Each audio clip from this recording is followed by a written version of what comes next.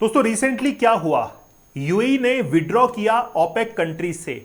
Petroleum export करने वाली जो कंट्रीज हैं उनसे विड्रॉ कर लिया यूएई ने, क्योंकि यूएई को ये लगता है कि I have a capacity, I have a efficiency, मेरे पास में एफिशिएंसी है, मेरे पास में वो स्किल्स हैं, मेरे पास में वो रिसोर्सेज है कि मैं अपने ऑयल को और अच्छे दाम पर डिमांड को फुलफिल कर सकता हूं।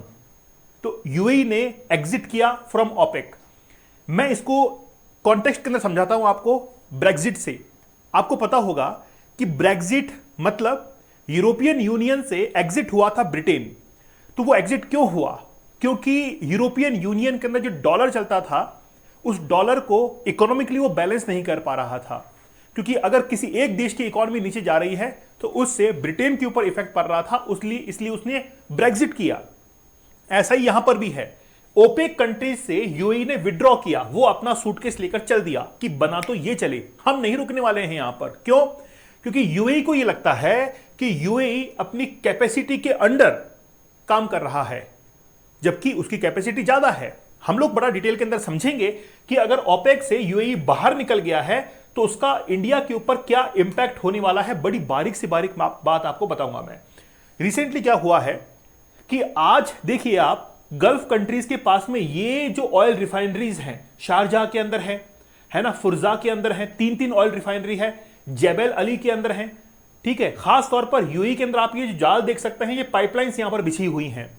तो यूएई हुआ, चाहे से फिर आप देखिए जी, अरब कंट्रीज देख लीजिए, सऊदी अरेबिया देख लीजिए, ओमान देख लीजिए, हर कोई जो है एक्सपोर्ट कर रहा है ऑयल का, ठीक है।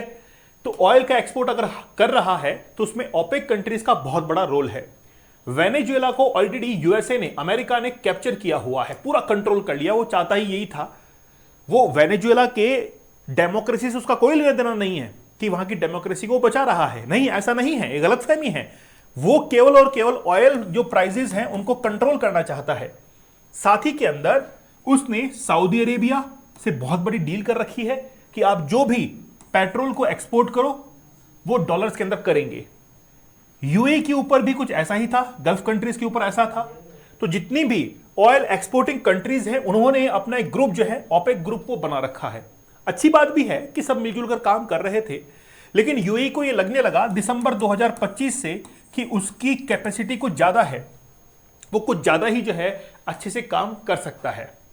अब देखिए बगदाद के अंदर कौन कौन सी कंट्रीज ने 1960 के अंदर Iraq, Iran, Kuwait, Saudi Arabia, Venezuela सब ने मिलकर 1960 के अंदर क्या किया, एस्टैब्लिश किया ओपेक को। फिर बाद में इसका हेडक्वार्टर जो है वियना के अंदर किया गया 1967 के अंदर, और यूएई जो था वो 1967 के अंदर इसमें शामिल हो गया, ठीक है।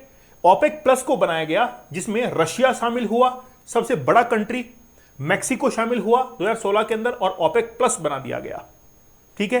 ये सारा डेवलपमेंट जो है वो चल रहा था, और धीरे धीरे इनकी डिमांड जो है वो बढ़ती जा रही थी मार्केट के अंदर। और ओपेक जो ग्रुप था उसके अंदर कुल 12 कंट्रीज हो चुके थे। लेकिन धीरे धीरे देशों ने यहां से क्या करना शुरू किया, एग्जिट लेना शुरू किया। कतर ने 2019 के अंदर, इक्वाडोर ने 2020 के अंदर, अंगोला ने 2024 के अंदर, यूएई ने 2026 के अंदर एग्जिट ले लिया। क्यों ले लिया? आप मुझे बताइए कि मेरे अंदर कैपेसिटी हो, मेरे अंदर कैपेबिलिटीज हो, और मुझे कोई रोक दे कि नहीं तुमको ये काम नहीं करना है। मान लीजिए कि मैं एक दिन के अंदर 10 वीडियो जो है वो शूट कर सकता हूं, बना सकता हूं, लेकिन कोई कहे कि नहीं तुमको 2 ही बनाने हैं, तो बताइए कि मैं अपने घर परिवार को कभी आगे बढ़ा पाऊंगा? नहीं बढ़ा पाऊंगा। कि मुझे लगता है कि 10 वीडियो शूट करके, 10 लेक्चर लेके मैं अपनी इकोनॉमिक ग्रोथ जो है उसको इंक्रीज कर सकता हूं, लेकिन वो पॉसिबल नहीं है, रेस्ट्रिक्शंस लगा दिए गए। तो यूएई ने क्या सोचा कि हम लोग बाहर निकलकर कुछ ज्यादा ही कर सकते हैं, इसीलिए यूएई ने एग्जिट ले लिया है। किससे? ओपेक कंट्रीज से।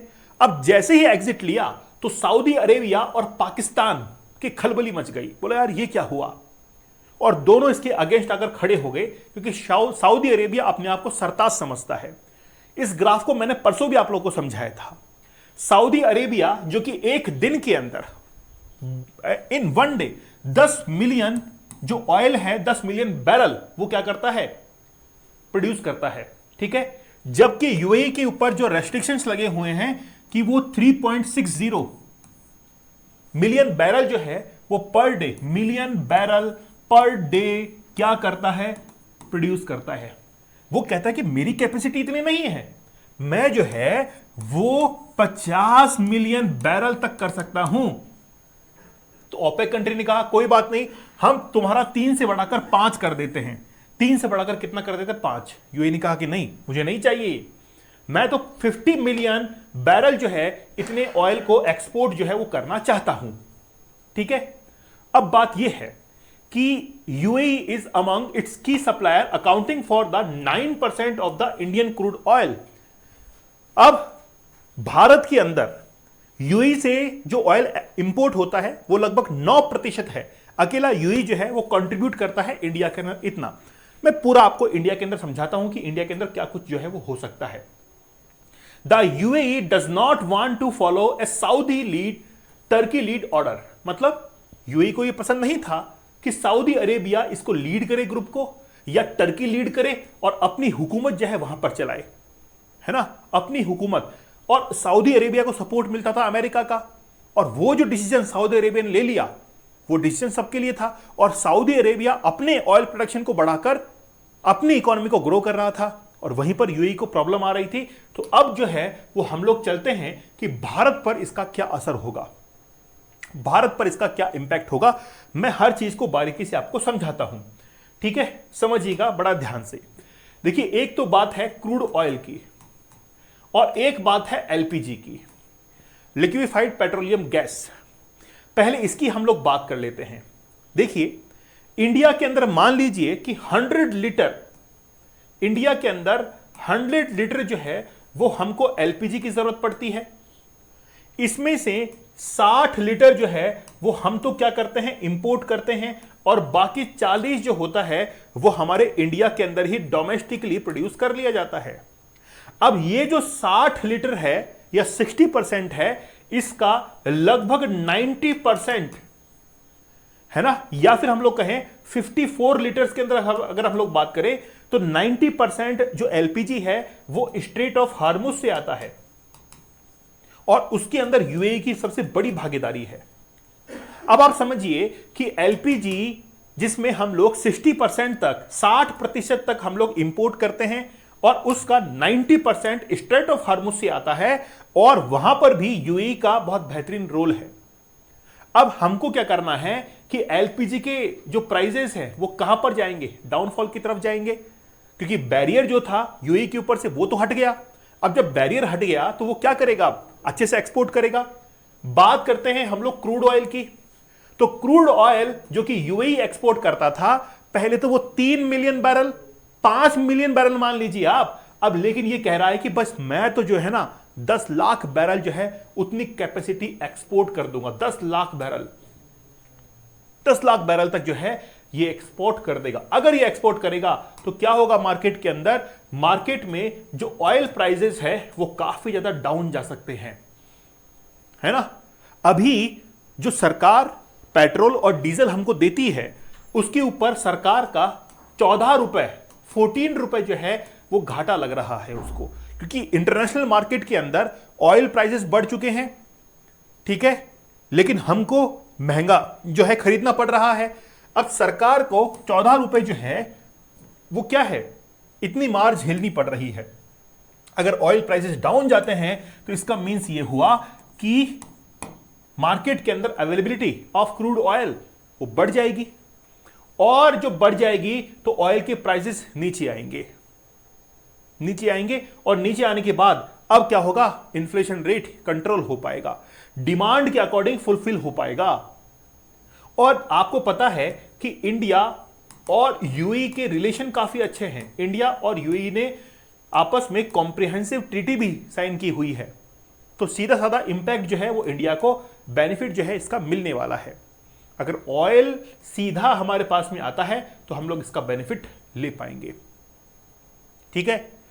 अब एक्चुअली में क्या होगा, एक्चुअली में यह होगा कि सऊदी अरेबिया का जो इन्फ्लुएंस है, सऊदी अरेबिया का जो इन्फ्लुएंस है गल्फ कंट्रीज के ऊपर, वो कहीं ना कहीं कम होता हुआ दिखाई देगा, क्योंकि सऊदी अरेबिया यूएसए के पपेट की तरह काम करता है। जैसा यूएसए ने कह दिया वैसा ही वो करेगा। अब ठीक है, तो ऑयल प्राइसेस को लेकर अब हमको ये लगता है कि आगे जाकर क्या होंगे, प्राइस डाउन होंगे। लेकिन क्या ये बात अच्छी है? इसकी बुरी बात क्या हो सकती है? मार्केट के अंदर इनस्टेबिलिटी जो है वो काफी हद तक आ जाएगी। इनस्टेबिलिटी आएगी, अनिश्चितता आएगी, इन्फ्लेशन कंट्रोल नहीं होगा। भाई देखिए, केवल ऑयल प्राइसेस का कम होने से कुछ नहीं होगा। हां, बात यह है कि एक डायरेक्ट बेनिफिट हमको मिल जाएगा, लेकिन इसके साथ साथ में और भी कई कंज्यूमर गुड्स हैं, उनको भी हमको बैलेंस करना होगा। उनको भी क्या करना होगा, बैलेंस करना होगा। भारत के अंदर सबसे बड़ा ड्रॉबैक है कालाबाजारी, ब्लैक मार्केटिंग। आज देखिए कि जिस समय पता लगा कि एलपीजी की सप्लाई बंद हो सकती है, क्या किया इंडियंस ने? बताइए, सरकार ने अनाउंस कर दिया कि हम लोग एलपीजी की आपूर्ति पूरी कर रहे हैं, फिर भी उसकी ब्लैक मार्केटिंग होना शुरू हो गई। सिलेंडर वाले के लंबी लंबी लाइनें लगने लग गई। घर के बाहर देखो, कोई स्कूटी पे सिलेंडर लेके जा रहा है, कोई साइकिल पे सिलेंडर लेके जा रहा है, कोई मोटरसाइकिल पे लेके जा रहा है, कोई गाड़ी में रख के लेके जा रहा है। शादियों के अंदर भट्टियों पे, फर्नेस पे जो है खाना बन रहा है, सिलेंडर गायब है ना? चाहे अवेलेबिलिटी हो। और क्या किया गैस एजेंसीज ने? क्या किया, सिलेंडर की प्राइस जो है वो हाइक कर दिए, लेना हो तो लो। अब ये सब जो है ना हवाई बातें होती हैं कि शिकायत कर दो, फोन कर दो, ये कर दो, ये सब हवाई बातें होती हैं। एक आम इंसान के पास में इतना समय नहीं होता कि फोन करके बोले कि सिलेंडर वाला इतनी प्राइस ले रहा है। उसको लगता है कि यार अगर मुझे 500 रुपए एक्स्ट्रा देकर सिलेंडर मिल रहा है तो कम से कम मेरा तो भला होगा। वो सोचता है कि मेरा परिवार तो चलेगा। कल को मैं शिकायत करने बैठ जाऊंगा तो घर में रोटी नहीं बनेगी, घर पे जाऊंगा तो फिर वो खाना कहां से मिलेगा?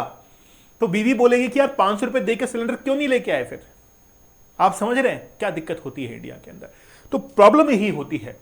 तो इंडिया के अंदर ऑयल के जो प्राइसेस हैं वो अगर डाउन होंगे तो हम लोग एक स्टेबिलिटी कंडीशन लेके आएंगे, इन्फ्लेशन तो कंट्रोल कर ही लेंगे हम लोग। ठीक है, तो डरने की आवश्यकता नहीं है। दोस्तों, डीप वर्क का ये कोर्स बड़ा जबरदस्त है। 30 टेक्निक्स मैंने बताई हैं। ठीक है, इन टेक्निक्स में बताया गया कि कैसे आप अपने काम करने के तरीके को चेंज कर सकते हैं, बदलाव कर सकते हैं, जिससे मैक्सिमम आउटपुट आपको मिले। आप मुझे बताइए कि आप में से कितने लोग हैं जो कि 50 डेज 50 दिन का चैलेंज आप लोग अब ले सकते हैं? अगर आप लोग कहेंगे तो मैं शुरू कर दूंगा इसको, लेकिन आपको चैलेंज लेना होगा। ठीक है, जरूर जो है इस चैलेंज को आप एक्सेप्ट करना। अभी 75 डेज का हार्ड चैलेंज, 100 डेज का हार्ड चैलेंज, अब मैं सोच रहा हूं कि 50 डेज का एक चैलेंज जो है वो आपके सामने लाया जाए। दीपक इंदौरा ऑफिशियल टेलीग्राम पर जरूर ज्वाइन कर लीजिएगा। तो मिलते हैं आप लोगों से नेक्स्ट सेशन के अंदर। तब तक धन्यवाद, थैंक यू, जय हिंद।